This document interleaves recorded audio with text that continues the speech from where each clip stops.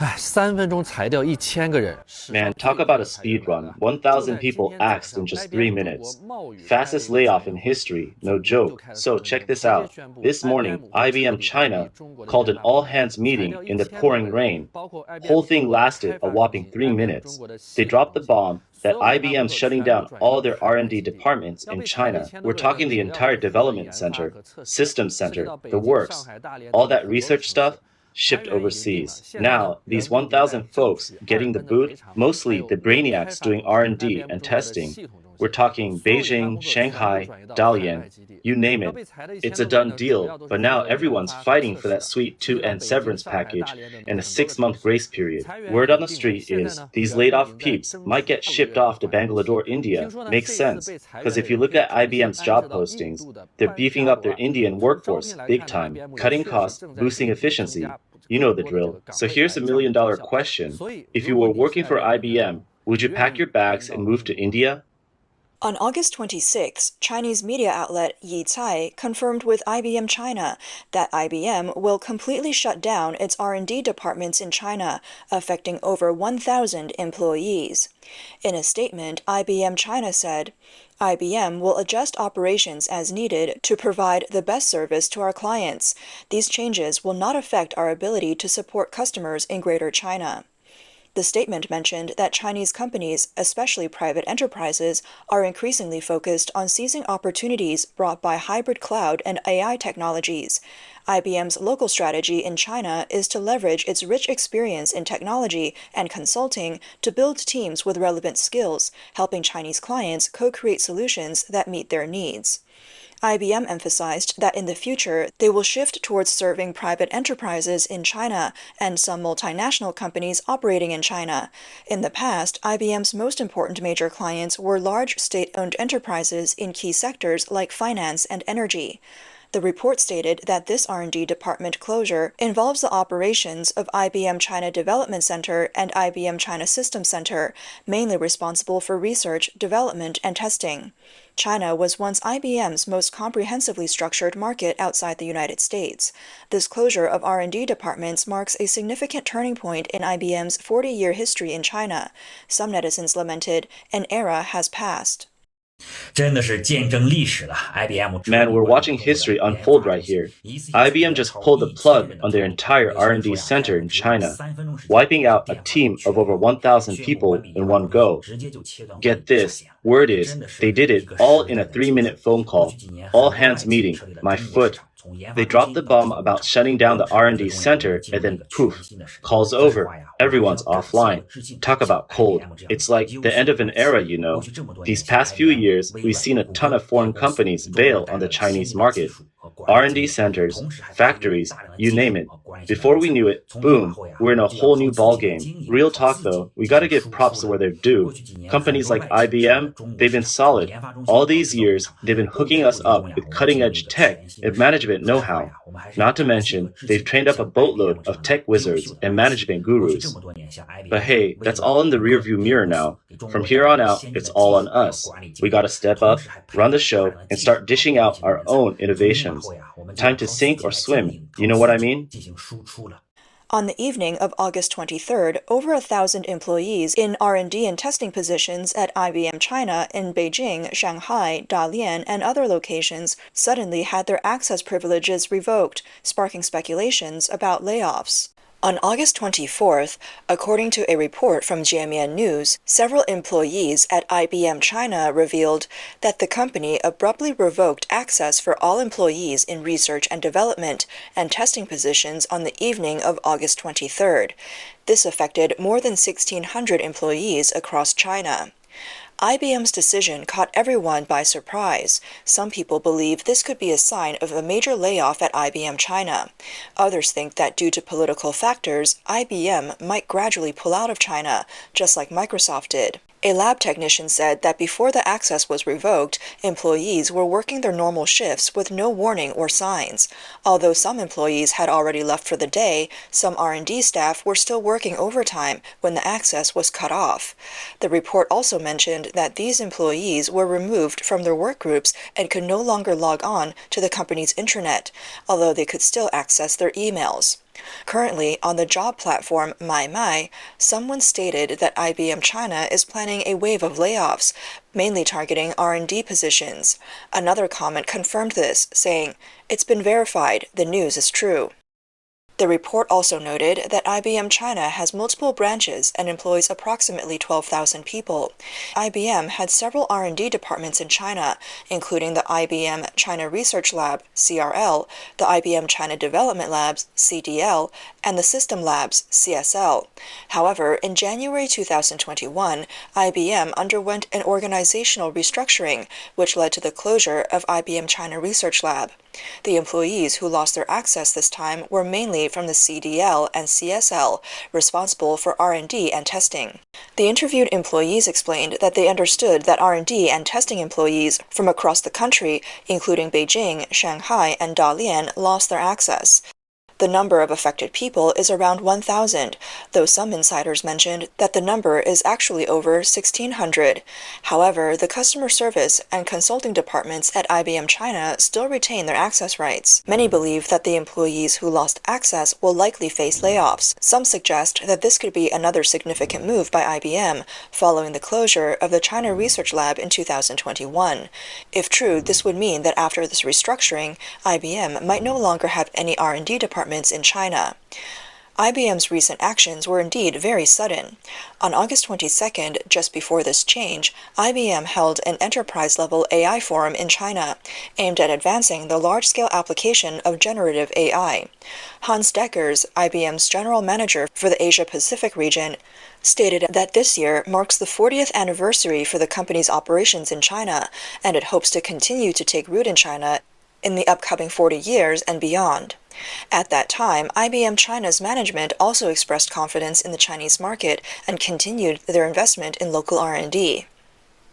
Chairman and General Manager of IBM Greater China, Chen Shudong, told a reporter from Yicai that the company sees great growth potential for IBM's AI business in China.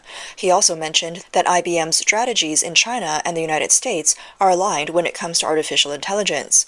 Back in March, during a media and analyst briefing, Chen Shudong emphasized that IBM's strategy in Greater China was very clear. The company plans to focus on enterprise-level AI and make a push in the automotive industry. One of their main goals is to expand their partner ecosystem by leveraging large key customers and breaking into new markets.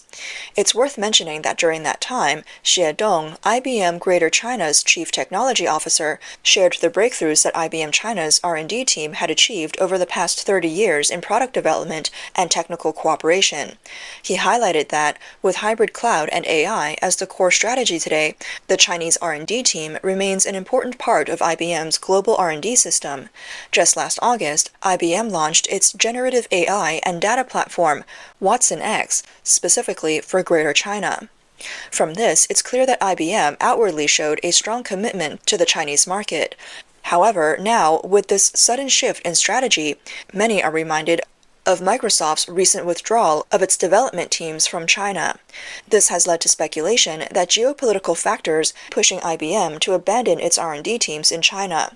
IBM's move has sparked heated discussions among Chinese netizens. One comment noted, "The overall strategic direction of U.S.-China relations is decoupling. Once the framework is set, each sector and industry will find its own way to decouple, with different pacing and strategies. We've seen Tesla increasing its investment in China against the trend, while Apple continues to adjust its product chain by moving it out of China. However, no matter how things change, the end result remains the same, decoupling. The high-tech sector is leading this process, which has been clearly defined by the U.S. government, particularly with the Biden administration's new regulations for chips and AI. Following this, the focus will shift to the low-end manufacturing supply chain, like those found on the platforms such as Temu and Shein." Another commenter pointed out that institutions with large R&D centers withdrawing from China would deal a significant blow to the nation because those centers serve as talent pools for the related industries. For example, most winners of China's Future Science Prize, with a $1 million award, had returned from the U.S. The next step for the U.S. government might be to gradually close the paths for cultivating talent within China. IBM and Microsoft are likely to be the first affected. An industry insider remarked, "For most people in China, IBM is only known for its laptops. Although IBM is no longer what it once was during its peak, it has long transformed its main business. For instance, in cloud services, globally, everyone knows about Microsoft, Google, and Amazon, which hold 70% of the market. In China, everyone recognizes Alibaba Cloud as the most dominant cloud provider, but what most people don't realize is that IBM and Alibaba Cloud have similar market shares."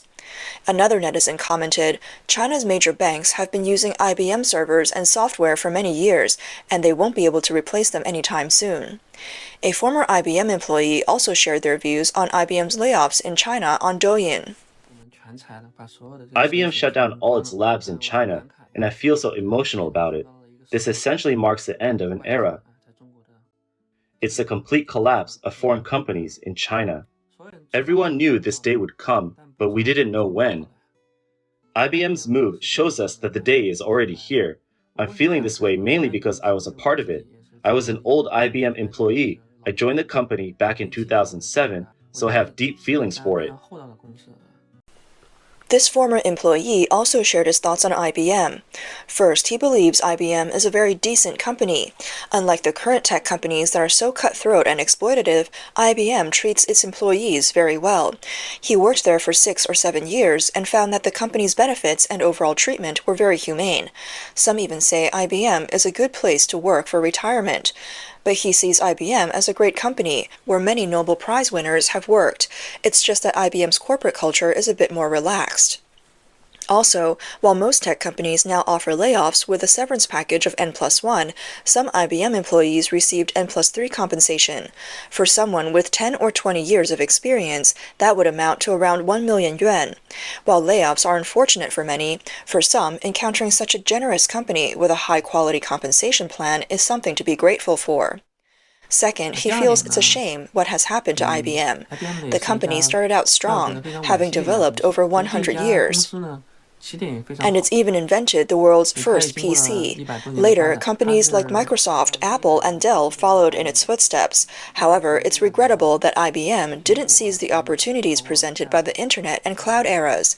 IBM originally focused on servers and the cloud business, renting instead of selling, and essentially disrupted its own business model. So, from that perspective, IBM was reluctant to embrace the cloud. IBM missed out on its first-mover advantage, while Amazon seized it. The internet space basically has nothing to do with IBM now, because IBM has always focused on business-to-business, never touching the consumer market. Perhaps that was its destiny, leading to its decline. This insider also discussed IBM's connections with several large Chinese tech companies. The first is Lenovo. IBM sold its global PC business to Lenovo for $2.5 billion back then.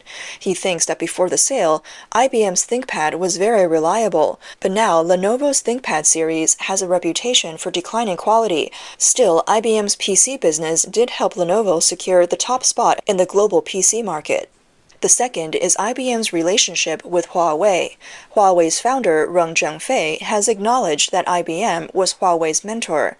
Huawei spent a lot on consulting fees to have IBM help with its overall business management.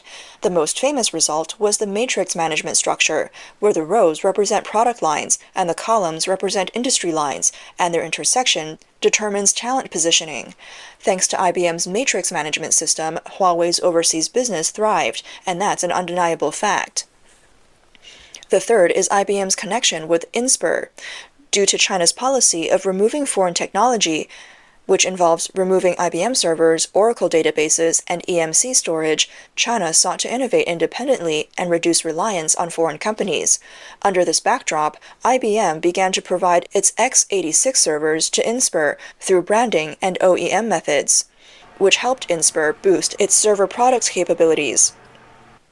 The fourth company is Digital China, which we call a systems integrator. IBM primarily focuses on platforms like servers, operating systems, and middleware, but it doesn't handle business-level applications. So, who handles that? Companies like Digital China, which provide integration and outsourcing services. With this partnership, Digital China secured a large share of the market, especially with banks and major state-owned enterprises and central enterprises in China. From this man's summary, it's clear that IBM has made significant contributions to the development of China's major tech companies. As mentioned by another commentator, companies with large R&D centers in China are like talent pools for the country's related industries. So, where have IBM's talents gone? According to this man's insights, many of IBM's talents have moved into B2B businesses. Some have gone to Alibaba and Tencent to work on cloud services. Particularly in the financial and government sectors, many of the pre-sales and consulting teams have come from IBM. IBM's R&D talent has split into three directions. Some have gone into entrepreneurship, focusing on cloud and middleware business. Others have joined large internet companies because IBM employees typically have strong educational backgrounds, solid foundational skills, and good foreign language proficiency. The final group has gone overseas, representing the global migration of IBM's talent. This man believes that no matter how great IBM once was, it couldn't escape its historical fate. In China, while helping others succeed, it has lost its own foothold. Now, let's take a look at IBM's history in China. Records show that as early as 1934, IBM installed its first commercial processing machine at Peking Union Medical College Hospital. In 1936, IBM established an office in Shanghai, the first of its kind in the Far East at the time. In 1937, IBM facilitated its first transoceanic phone call. However, frequent wars cut off IBM's connection with China after that. In 1979, after nearly 30 years of disconnection, IBM returned to China following the country's reform and opening up.